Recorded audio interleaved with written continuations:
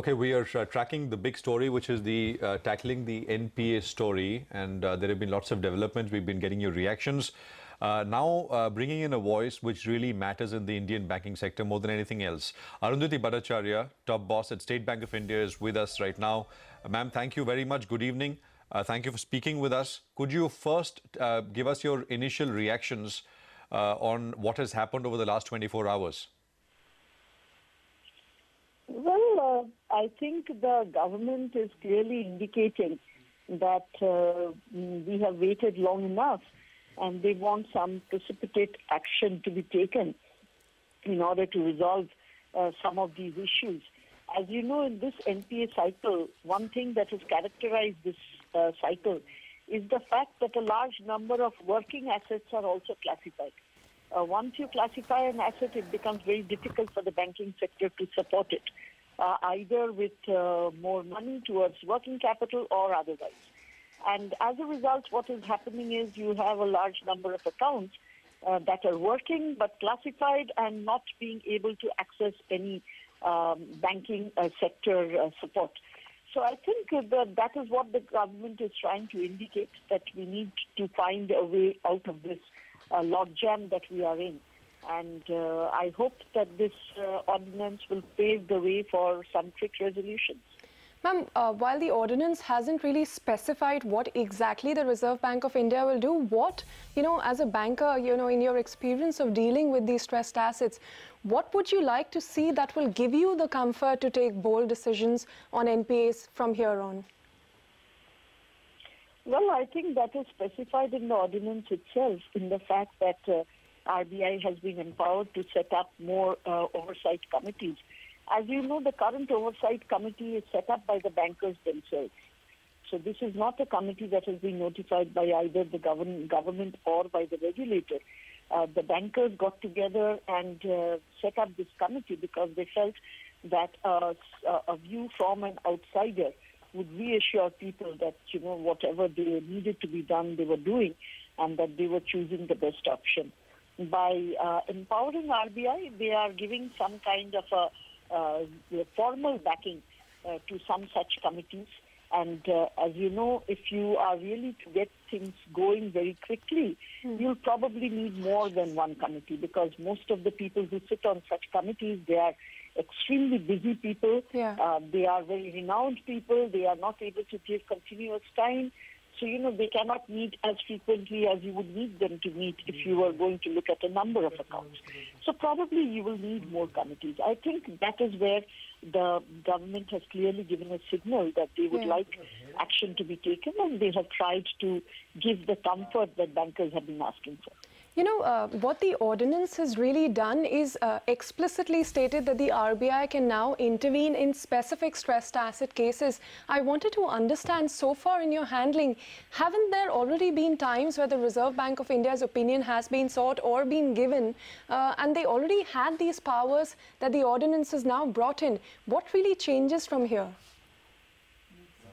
I don't think anything changes, but whatever RBI has given in respect of specific accounts, that could get questioned in the sense that why is it given to one account and not to another? This is another way of empowering the regulator as well to take an action in the interest of any particular account. So basically, I think, this ordinance is trying to empower the players in this area to act more precipitately and act in a manner which is in the best interest of the country. So you, ma'am, you're accepting that nothing really changes. I mean, in a way, this is formalizing what was already there, right? I think that is important. I think that's a very, very big step. Okay. Formalizing something that is understood but not really specified is a situation that is fraught with a lot of uncertainty. To remove the uncertainty, I think, is a very big step. For the IBC, the Insolvency and Bankruptcy Code, where now it's been specified that the RBI can direct banks to invoke IBC in certain loan accounts. Was that happening? Has that ever happened before, ma'am? In the way no, that... I don't think that has happened. No, I don't think that has happened. And if, say, for example, the IBC route is taken up, how do you, you think that's an effective kind of procedure because there is a 270 odd day standstill period and then no resolution, it goes into liquidation. Is that a good, effective kind of a tool? Basically, the bankruptcy court is a very good tool. However, in respect of the bankruptcy court, I think, we still have to wait for the utilities or the infrastructure around it to develop. I think that will still take a little more time. Until and unless all of the infrastructure is available, it would be very difficult for them to be really as effective as they would like to be and as effective as we would like them to be. Ma'am, just one quick... so obviously, this is... Yeah. Yes. No, the IBC it was notified in December of 2016. It's got I guess hundreds of cases now. I mean, but which a few have been accepted by the NCLT. But there is a lack of PSU where PSU banks have kind of initiated or rather invoked IBC. Why is that? Most of this is by private financial institutions.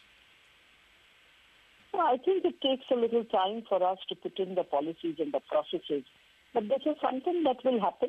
At this point of time, even if you put it into NCLT doesn't have any information utility from which it can get the information that is required in order to take precipitate action. The resolution professionals are also still few.